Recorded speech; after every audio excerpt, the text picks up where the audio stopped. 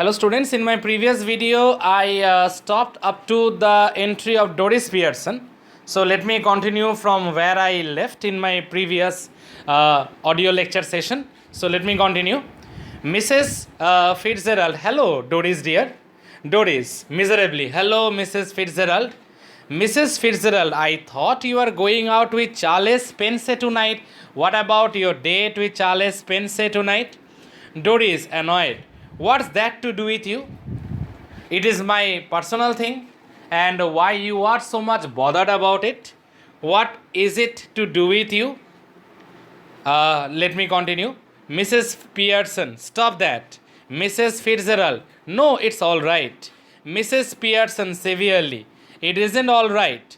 I wouldn't have a daughter of mine talking to anybody like that. Now answer Mrs. Fitzgerald properly. Answer Mrs. Fitzgerald politely and properly.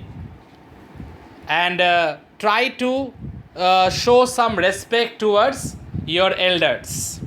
Now indirectly in the way of conversation, while Mrs. Fitzgerald, that is Mrs. Pearson right now, we can understand a bit that while she was having a conversation with George Pearson, while she was having a conversation with Cyril or Doris Pearson, and in the presence of their own mother, that is Mrs. Pearson, who is now Mrs. Fitzgerald because of that personality change body episode, now she is trying to rectify their behaviors as much as she can.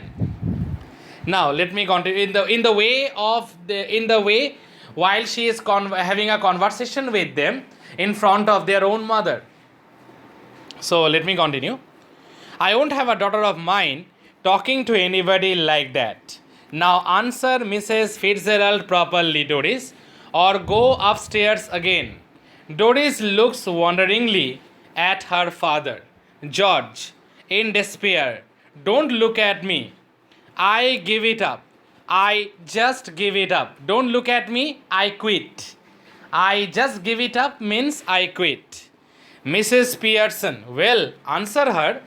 Doris, I was going out with Charles Spence tonight, but now I have called it off. Mrs. Fitzgerald, oh, what a pity, dear. Why have you? Doris, with a flash of temper, because if you must know, my mother been going on at me, making me feel miserable, and saying he has got buck teeth and is half-witted. Obviously because my mother insulted my boyfriend in front of me, made me feel miserable, and told that my boyfriend is buck teeth and half-witted. These are the reasons.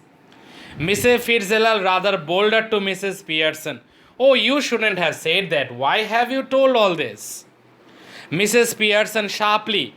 Mrs. Fitzgerald, I will manage my family. You manage yours. It is my family. Let me manage my family. You manage yours. George, ticking her off now. Are you any? Mrs. Pearson, even more grimly. They are waiting for you at the club, George. Don't forget. And don't you start crying again, Doris. Mrs. Pearson is saying, George, your friends are waiting for you at the club. You should be with them. What you are doing here? And Doris, don't cry like a silly young girl. Mrs. Fitzgerald, getting up with sudden decision. That's enough, quite enough. That means now she can't take this any longer. She can't see her family members getting humiliated because, as I told you all previously also in some of my other old videos that I had posted, that she had a soft corner for her family members. She had a very much soft corner for her family members, though her family members never paid her that attention, but from her perspective, she had a very soft corner for her family members. So she can't bear the insult, the humiliation that her family members are facing. And because she knows what exactly is going through their minds. And now she decided that enough is enough. It's time for me to change. So let's change. So let's continue. George and Dory stare at her bewildered. Now the way Mrs. Fitzgerald, actually it is Mrs. Pearson, she is behaving, George and Doris, they are both bewildered. To George and Doris, now listen you two, I want to have a private little talk with Mrs. Fitz, that is Mrs. Fitzgerald. She corrects herself hastily. With Mrs. Pearson, actually she told the right thing, but she corrected it so that the family members or her family members may not grew suspicious of her motives. I continue. So I will be obliged means I will be grateful if you will leave us alone for a few minutes. Go on please. I promise you that you won't regret it. There's something here that only I can deal with. George, rising. I am glad somebody can, cause I can't. Come on, Doris. So father and daughter, they went out. George and Doris exit left. That is the stage direction already been referred by me earlier. As they go, Mrs. Fitzgerald moves to left of the small table and sits. She eagerly beckons Mrs. Pearson to do the same thing, because now Mrs. Pearson, actual Mrs. Pearson now, she is very disappointed now. She doesn't want to play this double role any longer. She wants to change and she wanted to be herself. That is what she wants. Mrs. Fitzgerald, we must change back now. We really must. Mrs. Pearson, why? Mrs. Fitzgerald, because this has gone far enough.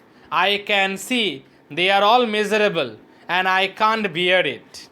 Mrs. Pearson, a bit more of the same would do them good, making a great difference already. She moves to right of the table and sits. Mrs. Fitzgerald, no, I can't stand any more of it. I really can't. We must change back. Hurry up.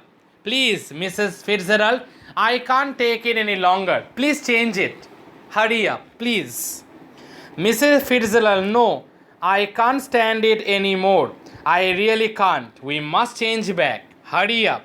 Please, Mrs. Fitzgerald, very important dialogue. Mrs. Pearson, well, if you insist.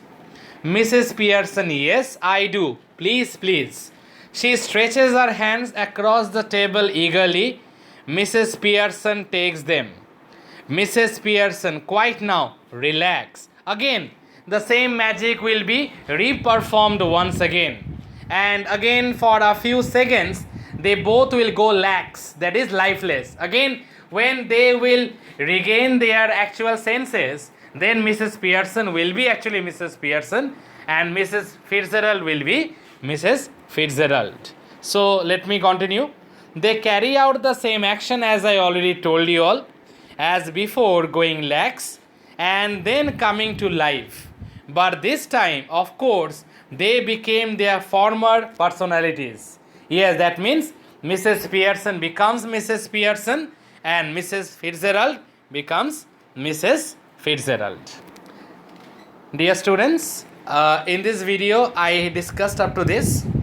In my next video, I will conclude the entire remaining part of the drama.